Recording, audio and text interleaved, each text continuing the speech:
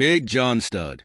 Born John William Minton on February 19, 1948, in Butler, Pennsylvania, was destined to become one of the most recognizable figures in professional wrestling.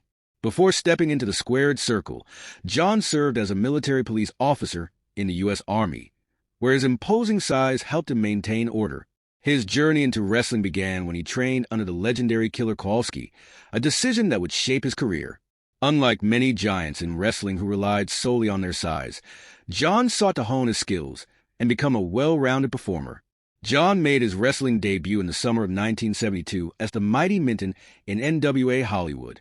Shortly after, he transitioned to the Worldwide Wrestling Federation, WWF, under the name Chuck O'Connor, where he faced off against notable stars like Chief Jay Strongbow and Gorilla Monsoon. After a brief stint in the WWF, he took a break from wrestling, returning to the Mid-Atlantic territory in January 1974, still using the Chuck O'Connor name. During this time, he participated in Association, AWA, where he continued to wrestle as Chuck O'Connor. His time in the AWA saw him experience a mix of wins and losses before returning to the WWF in 1976.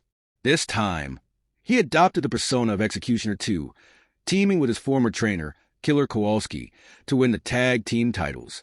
After leaving the WWF in 1977, John wrestled in Texas NWA Promotions, where he adopted the name Big John Studd.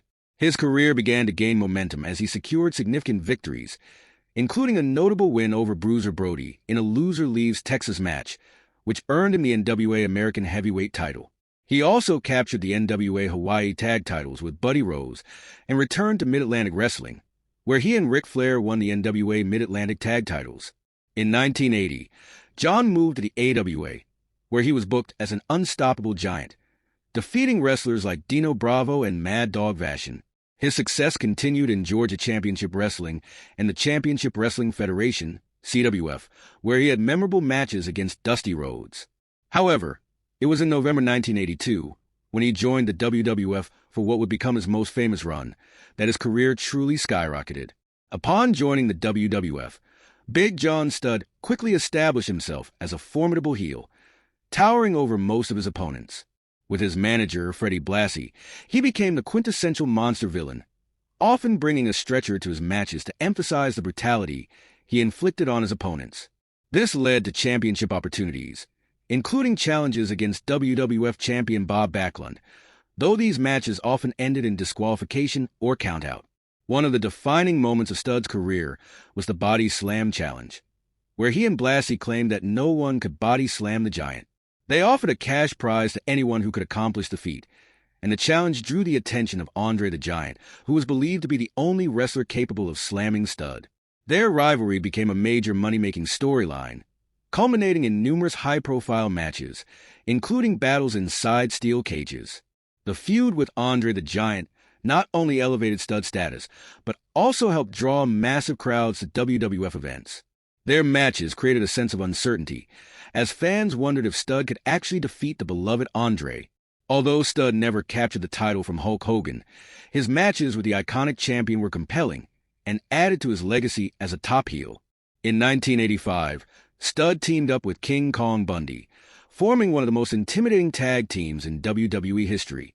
Together, they continued their feud with Andre the Giant, who enlisted the help of various babyface wrestlers, including Hulk Hogan and Hillbilly Jim. Despite their impressive size and strength, Bundy and Studd often fell victim to the booking style of the WWF, which favored the heroes in the end.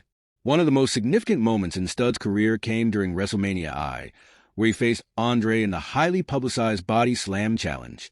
The stakes were high. If Andre could slam Studd, he would win a cash prize, but if he failed, he would have to retire from wrestling. The match was short but electrifying, with Andre overpowering Studd and slamming him to the mat, leading to a massive reaction from the crowd. Andre's victory and the subsequent cash giveaway to fans became one of the most memorable moments in WrestleMania history.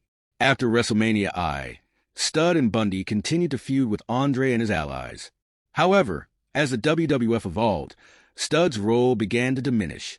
He participated in the famous Battle Royal at WrestleMania II, where he eliminated NFL player William, the Refrigerator Perry, before being thrown out himself. As the years went on, tensions between Studd and Bundy began to surface, hinting at a potential match at WrestleMania III. However, Studd chose to retire while still a prominent figure in the WWF. Studd made a brief return to the WWF in December 1988, but the landscape had changed significantly.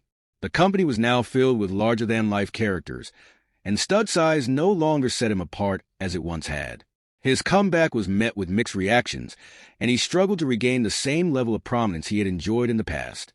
His last major appearance was at WrestleMania I, where he served as a referee in a match between Jake Roberts and Andre the Giant. In the autumn of 1993, John discovered a lump in his armpit, which led to a devastating cancer diagnosis. He was diagnosed with Hodgkin's lymphoma, a condition he later linked to his long-term steroid use during his wrestling career.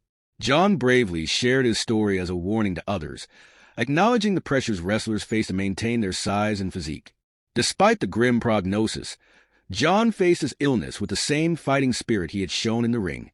He underwent chemotherapy, and for a time, it seemed to be working. However, in 1994, the cancer returned aggressively, and doctors informed him that they could not find a matching donor for a bone marrow transplant. Faced with a dire prognosis of only a month to live, John opted for a risky autotransplantation procedure, which ultimately succeeded, allowing him to return home. Tragically, just months after his initial recovery, John's health took another turn for the worse when his lungs collapsed. He continued to fight valiantly, but by February 1995, doctors informed him that the cancer had spread throughout his body, and treatment options were exhausted. On March 20th, 1995, Big John Studd passed away peacefully, leaving behind a legacy as one of wrestling's most memorable giants. Big John Studd was posthumously inducted into the WWE Hall of Fame in 2004, honoring his significant contributions to professional wrestling. His impact on the industry is often overlooked, but his role in elevating stars like Hulk Hogan and Andre the Giant cannot be understated. As one of the biggest heels of the mid-1980s, Studd provided these heroes with the perfect opponent to showcase their skills against. Throughout his career, Studd proved his value, from his time as Executioner 2 to his successful partnership with King Kong Bundy and his iconic feud with Andre the Giant. While his 1988 comeback may not have reached the same heights, Big John Studd's legacy as a wrestling giant endures, reminding fans of the impact he had on the sport and the unforgettable moments he created in the ring. In conclusion, Big John Studd's journey from a military police officer to a wrestling legend is a testament to his dedication and talent. His story serves as a reminder of the pressures faced by wrestlers in the industry and the sacrifices they make for their craft. As fans reflect on his career, it's clear that Big John Studd deserves recognition for his contributions to professional wrestling and the unforgettable moments he provided to audiences around the world. Please don't forget to subscribe, like, share, and comment. Thanks for watching.